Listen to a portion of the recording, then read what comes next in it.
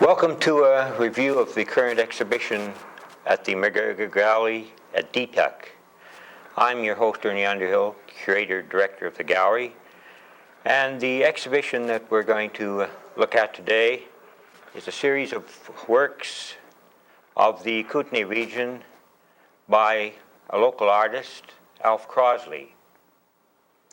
Mr. Crossley, you speak about your work as relating close to nature.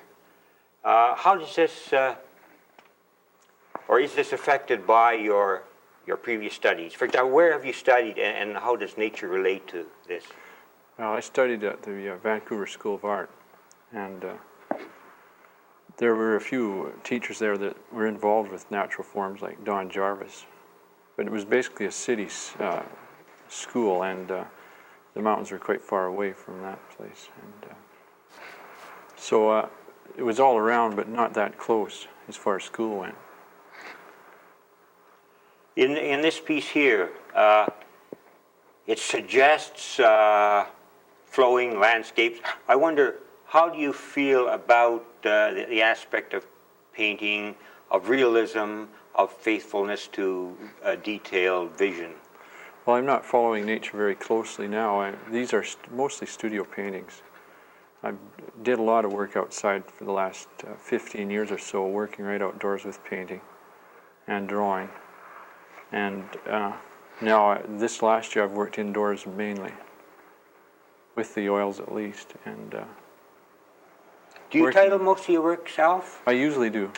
This show I didn't title. They certainly suggest the landscape. If we could move to the next one, it shows a kind of continuity. The horizon is always a very important part of my work, I think. I think these parallel lines usually indicate horizon form. And so I think that's one of the continuous things about it. There's a horizon happening throughout it. How do you feel about drawing and painting as an interaction kind of mode of working, which it seems to be evident in your work? You know, the very strong delinear forms as well as very painterly areas. I've done a lot of drawing outdoors, tremendous amount of drawing, and I really like drawing. So I guess it comes out through the painting a lot. Do you separate them? That is to say, do you plan carefully a drawing? These are very totally unpreconceived. Like, I don't know ahead of time what's going to be happening at all when I start painting. I sometimes have a bit of a color mood or something like that, but it's totally unpreconceived. So I let the subconscious mind do as much as possible, I guess. Yeah, your use of space is very interestingly worked into a landscape. Do you see this landscape as a specific small section of nature, or is it a kind of synthesis of much that happens out there? Yeah, I think it's a synthesis of what's happening out there and what's happening inside of me. It's really abstract. I think it's not. I'm not working from nature at all right now with these, though I live within nature and spend a lot of my time there. I just have to look out any one window and it's right there, all around. So. Let's go on to the next one. Here's another variation, Alf. This brings to mind a question about you're working in a variety of medias. I know you work in batik, and this exhibition has a number of watercolors and acrylics. What other medias do you use, and how does this variance in media affect your working methodology? Well, this painting here was done with acrylics as opposed to the other two that were oils. So with this media you can work very quickly. A color takes a couple of minutes to dry, so you can work right over top. So you can go through many changes in a very short time. You can make drastic changes in the canvas in a matter of minutes. So it's a very exciting medium to work in that way. This expresses quite well, I think, some of your response to a question about drawing and painting. there's some very calligraphic kinds of things occur. You mentioned something about an exercise you do. Oh, right. Very often each day I start out by doing a number of brush drawings with black ink and Chinese brushes, and do maybe 30 or 50 or sometimes more of these brush drawings, and then start a painting. And I really have a feeling for the brush then. I'm right on top of it. I'm in good form, so that when I start painting, the brush feels really good in my hand. It's a live thing. It's a good feeling, and so I do my thinking then. That's the a thought very process apt starts when I start moving the brush. Yeah, it has a very semblance of an oriental kind of use of line. Also, the sense of perspective in this. How do you feel about perspective? Yours seems to be an up-the-canvas kind of perspective, something like a Chinese, Japanese painting, rather than this infinity in Western painting. Yeah, it's a very limited depth, in the field of depth. So because they're indoor paintings, I think this affects it somewhat. When I work outdoors, I think there's more achieved in the way of depth. The lakes stretching off to the horizon, and fields and things like that, which I guess when I'm working indoors, I'm presented with this problem of decorating this flat surface, so I go about doing that. And when I'm in nature, I'm presented with another problem of trying to get down some of the emotions I feel about a landscape that really turns me on. So they're sort of different problems. So I'm confronted with a canvas at one point, and another time I'm confronted with the landscape. So it makes for a different type of pattern, I think. This was done in the studio then? That's right. Now, what have you brought to this from nature besides your own thinking or remembering? In other words, was there any direct sketch involved? No, there wasn't. Is that a remembered thing? Yeah, remembered, totally. So then my other question is, it has a very abstract quality, yet I can't help but sense, a horizon with a suggested sky and possibly an area of trees and bush on the other side of a water area, and I begin to see these things that I reflect as part of the nature I see around here. I could possibly leave those things farther behind as time goes on, like horizons and sort of nostalgic relationships to nature, and go on to more abstract forms, I think. Depends on the environment, I think. An interesting thing happens with your placing of color. I wonder how much that is an abeyance to what one sees in nature, and how much this is the actual feeling the color on your brush and seeing what happens when you place it. I think it's a lot to do with that. It's a reaction of one color against another, but I do get a lot from nature. I see something out there, like right now the color's changing. You start to see the warm colors of autumn coming on, and I think, wow, I've got to start getting some of that down. Even though I work indoors, perhaps it's still coming through the emotion. And I think it's about time to get back outside and start painting again that way. All right. Let's go on to the next one.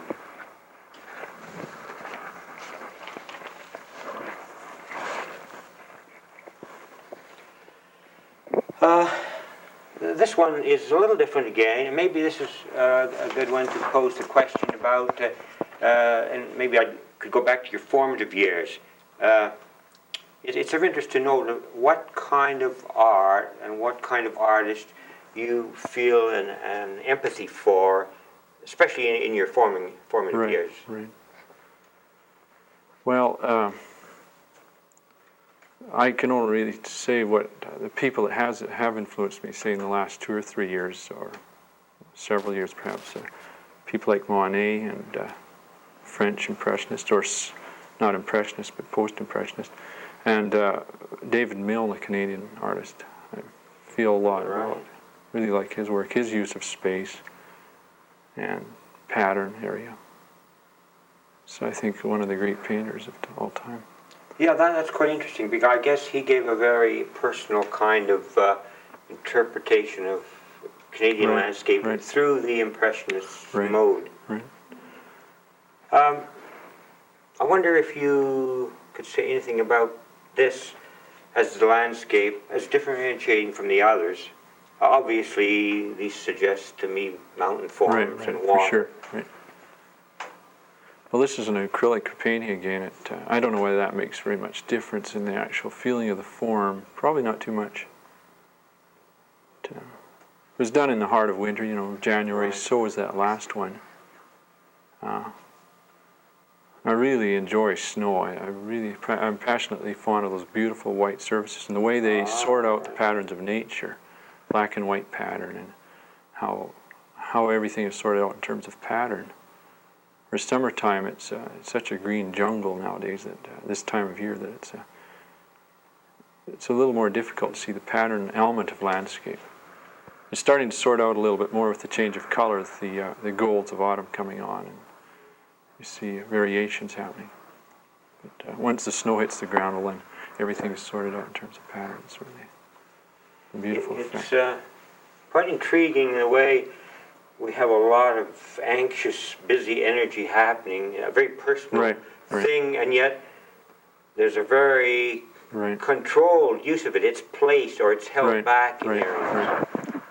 Yeah, there's peaceful areas as opposed to the energetic calligraphy-like strokes act as a foil or rest area, which I find necessary. I enjoy storms and I enjoy the tranquility of waters in the evening or morning, and both elements are so exciting to be able to put into a work of art. You haven't titled this one? Well, I would just call it something about mountains, I guess. I was going to ask you, what to you does titling a work mean, or does it have any significance? Many artists have a title in mind before they work, and some after they're finished they think about it, and some give it a number. Right. I usually title them afterwards, and I enjoy titling because it's related to poetry. I always think of it as poetry, as a chance to sort of express myself verbally through my work. And maybe the calligraphy is sort of a compromise between poetry and painting, pulling it together. Right, for sure. Yeah, I do like writing. Let's look at the next one.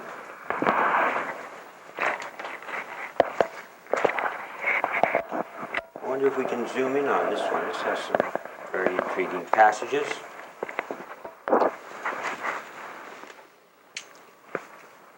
Okay, the works here today, Alf, they're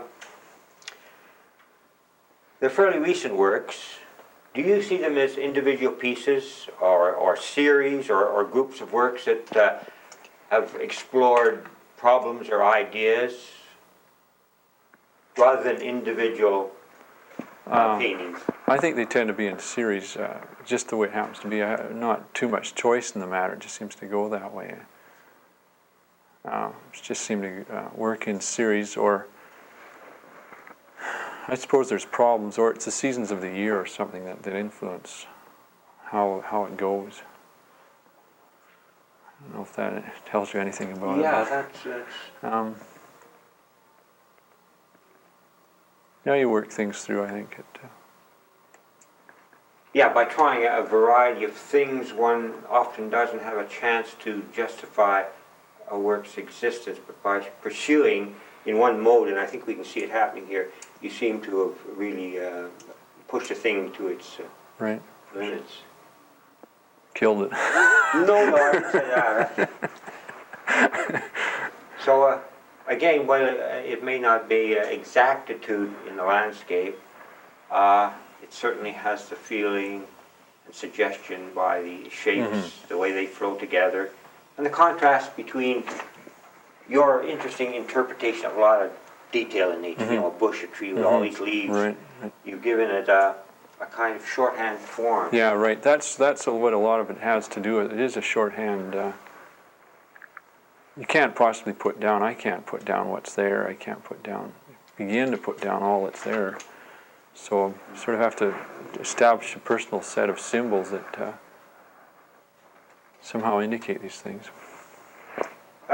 This next one is a little similar, but I think it's approaching what most of those have gradually seem to be aiming towards, and that's a very conscious use of space. For example, the white areas that you leave show the paper or the support, and these form other significant interactions with your painted areas.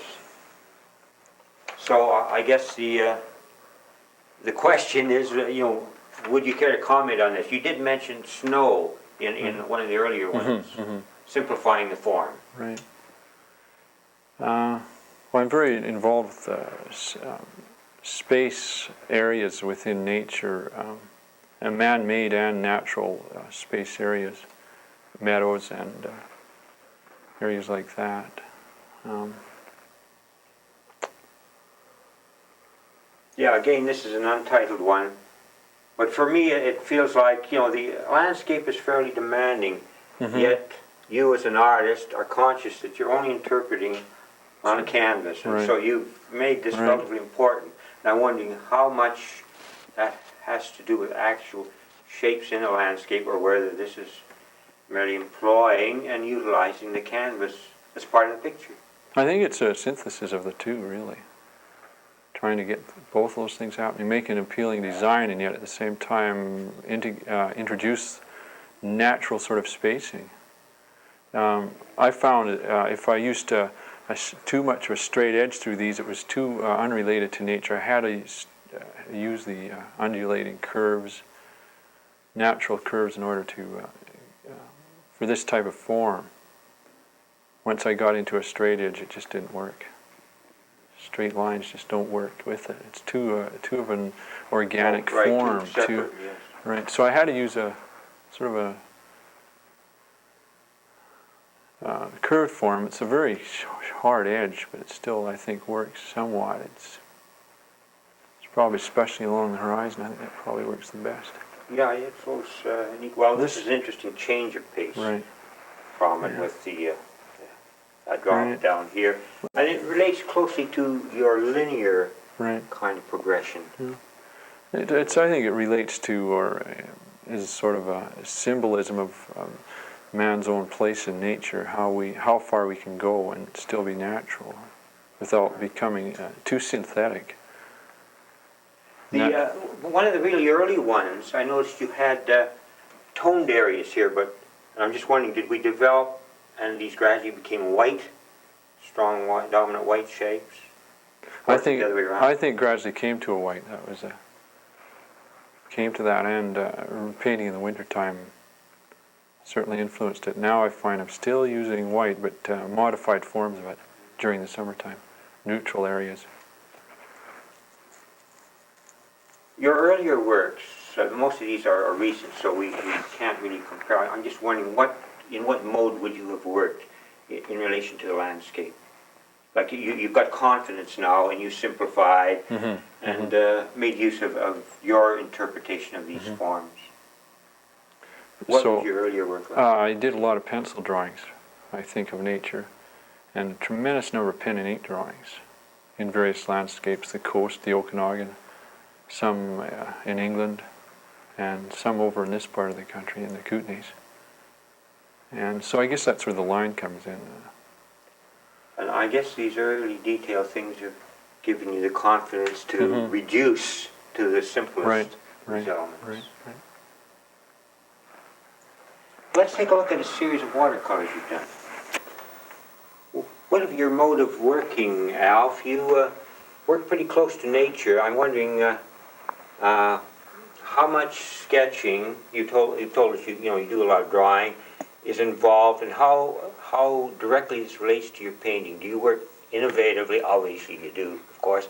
Intuitively, do you paint direct from nature, or do you prefer to take all this assembled information back to your studio where you can synthesize it, where you can create your own kind of development? Well, these watercolors were done right on the spot along a lake or river stream. So, but they're still intuitive and inventive. Invention for me is a very important aspect of painting. I think it's a key thing is invention. And intuitive, that's for sure. Right. This one, possibly more than the others, does give a sense of space going back. I'm wondering what part of your invention dealt with this aspect of it.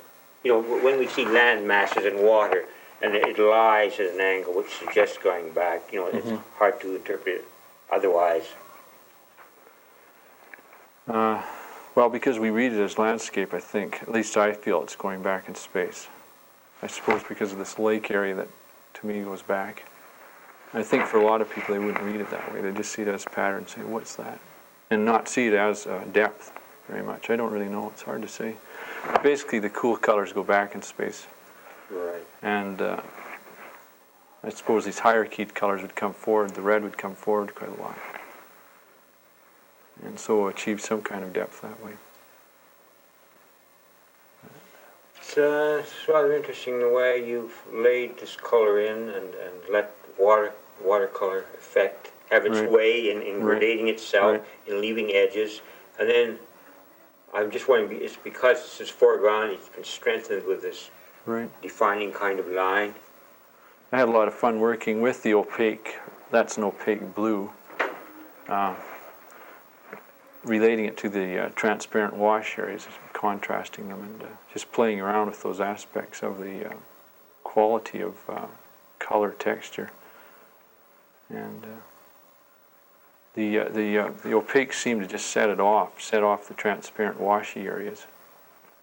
I really enjoy that contrast. The medium you're using here, Alf, watercolor, as opposed to the previous acrylics we looked at, it doesn't allow for making mistakes or for overworking. It really is a very spontaneous thing. How does this affect your thinking?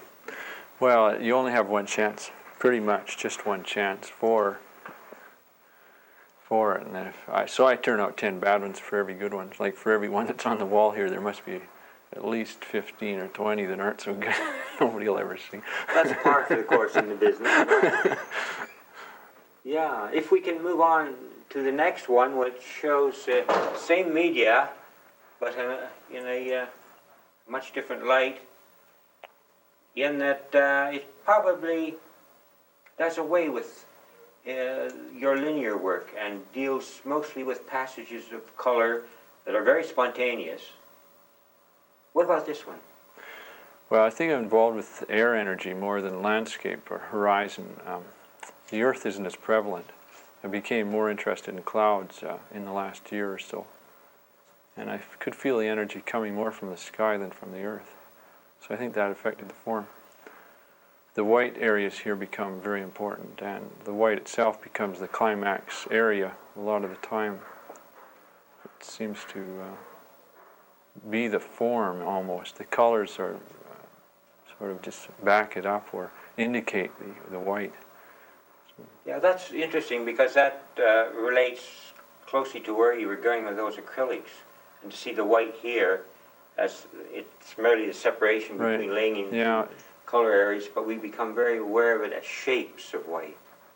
Yeah, the natural field of the white paper is, I like to leave some of it exposed, even with oils, some of that natural texture of the canvas or the paper. I really respect that. It's like a beach or a stretch of snow that has no footprints on it. I really respect that very much, and hate to leave footprints on the snow or beach. Yeah, this seems like a very reconstituted landscape in that you've got the colors, the kinds of gradation, the shapes there, but you dealt with them merely as subjects to manipulate on the surface. Right. Symbols. Let's go on to another one in the series of work. Yeah, this one, Alf, you've also got white shapes that are very dominant, but they are a little more structured than the other. I wonder if you could tell us about this work. I think the white in this case doesn't work. It's not as well integrated in this piece with the form. It's more like a black and white drawing almost. Like the white almost becomes a background in this case, and yet it does jump forward and become positive in a way. But I don't think the the flow back and forth between the positive and negative is quite a success on this one. But it, once again, the opaques are what I enjoyed here, contrasting with the transparent qualities of color. Well, yeah, I see some very exciting things that have happened in this one. Maybe explorations with color that maybe you could describe what the subject was. Look at these reds that flow into these greens. Look at that beautiful passage there. So many colors that would be impossible to mix, but you've let an accident occur. Yeah, it's a very sensuous process. I really love color, and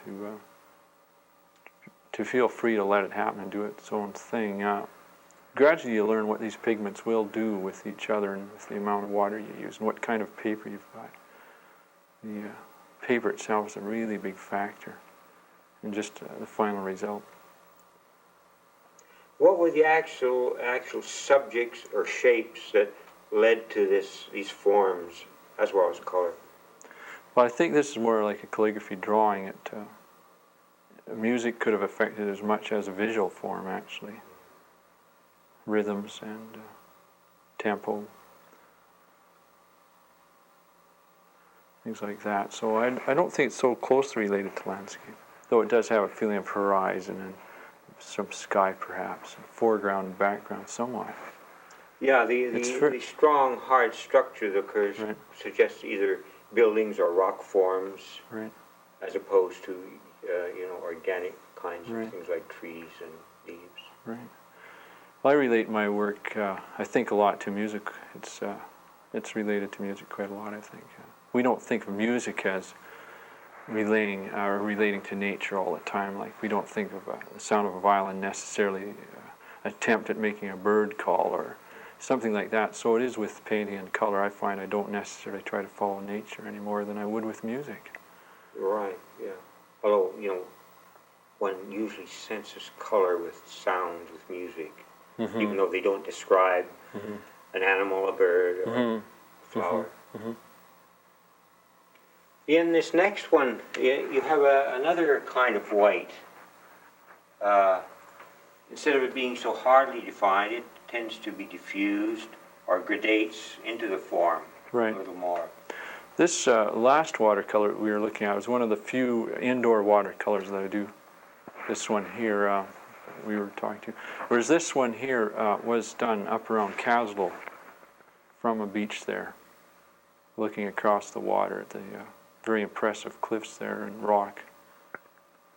And I did, I guess, about a dozen in that session, and that happened to be one of them. So there's probably rock strata indicated in water and rock. And yes, that type of quality. Sort of texture you suggested. Right.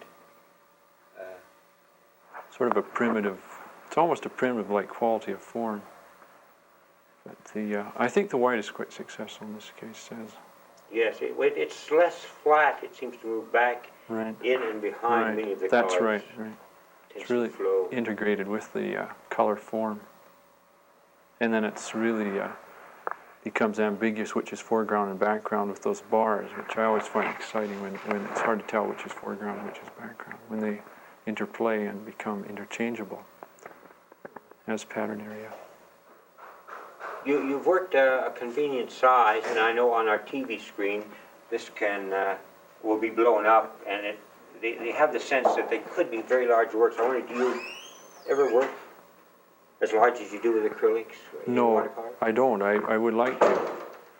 I think part of the problem is the brushes. I have some brushes that I like to use with watercolor, and they're small. They're Chinese brushes. And if I could ever get a brush that was bigger, I guess I could try it. Of that quality. I guess it will come in time. Let's go over to the other wall and take a look at the drawing you have. And this is the drawing, a pen and ink drawing. A drawing so much a part of your painting. It's nice to see one that's just a drawing, to see where you begin. Mm-hmm. Yeah, it sort of sorts out the kind of like these are almost like brush strokes and the black and white pattern areas. So much like a painting. Pen and ink is somewhat related to watercolor in that it's so direct. You don't have much chance for changing your right. mind. That's you know, right. it's an extension of your energy, and you know that's quite evident here in the way you've rendered detailed for leaves and bold forms for trunks, light and dark, and the pressure you've exerted on it. Yeah, it's a really nice contrast to the black heavy line and the sensitive lighter line. How do you feel about the white? Obviously, drawing, you're going to have a lot of white. It take a lot of work to get rid of all that white, but how do you feel as part of a drawing as related to these as positive forms? Well, I think these are sort of like organic passageways through the form. I like the way it works, like as a pattern, like there's no foreground or background too much, except the finer lines might seem further away, in that they're lighter and airier. But the white seems to work as part of the overall pattern. And I don't know if the camera can get in close enough, but the same kinds of stroke and energy that happened here, you've expanded larger size in your painting, it seems. Yeah, it's a quick sketch. I'm a very impatient drawer these days. So the drawings are nervous and full of energy and Let's move from very that emotional. to a painting you've done in which you've used the element of drawing with great simplicity.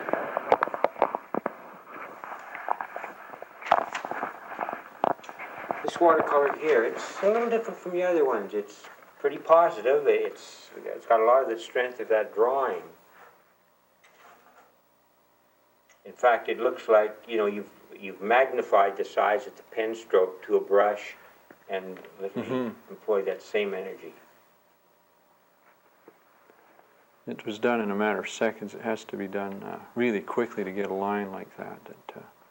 I think at one point I realized I had to get a line from there to here, and I had to do it in a fraction of a second. But it had to start in the right place and end at the right place. So it was quite a challenge to do that. And sometimes it works, and quite often it doesn't. I end up with the line down here, and that just doesn't work. So I have to scrap it. So.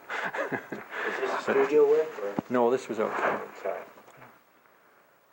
Yeah, I didn't look at nature too much. I'm just I like to be outside in the, using the natural environment as a studio space, and to be feeling the wind and seeing the colors and the quality of the outdoors that particular day in that location affects the form, but it is quite abstract. It's not particularly about that area where I painted it.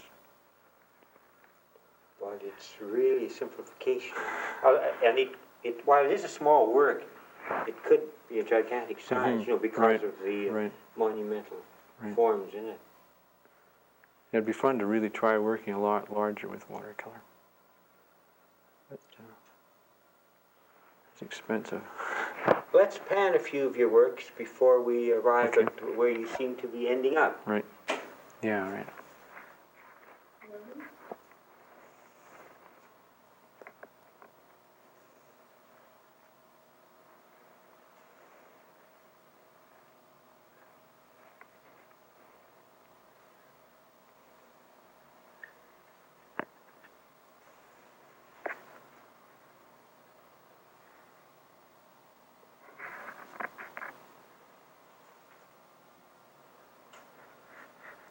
Now I wanted to end up on this one, Alf, which seems to be the apex of where those white sessions were taking us. You know, it's really well defined here. You seem to grasp what you were after there.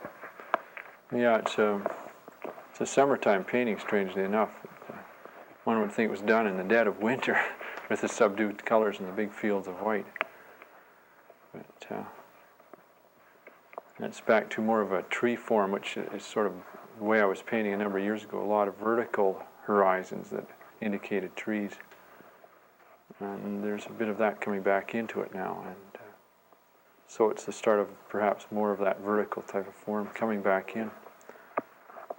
Working in an isolated area here, like in the Kootenays, as opposed to, say, a larger city center, I'm wondering how this has affected you. Do you feel a need for exposure to what's happening in the contemporary art world, or do you get out once in a while to see what's occurring? Well, I haven't been out for a while. I feel the need to. I'd like to get to some of the bigger centers and see what's happening. So you can sort of bounce off what you're doing against what's happening. Yeah, right. for sure, Well, we seem to have reached where you've gone from this stage. I wonder, do you have any long-range plans for the future, say in travel, study, or future explorations in paint that you can define?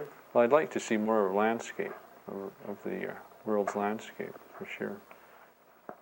I'd like to see the east coast of Canada, which I haven't really looked at very well yet, and spent very little time painting there, so I'd enjoy doing that. I think I'd enjoy the challenge of having a major show in a larger city and actually producing the paintings there. In a studio in the city, I think I could do it now, because I've got enough inside me that I could actually do it. Yeah. That'll be interesting Yeah. to see. I look forward to seeing what happens, how you reflect what you're doing now on the international scene in landscape. Right. Well, thanks very much, Alf, for this insight into your working methodology. It has really been quite informative.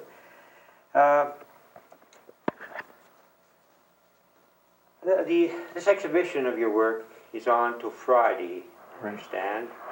And the next exhibition, which will begin the art school and the detox school year, is a series of prints by Kiyoshi Sato. And this will begin our 1982-1983 gallery season. Thank you for following us through the gallery. You're welcome to come up and see our shows as they come. Goodbye.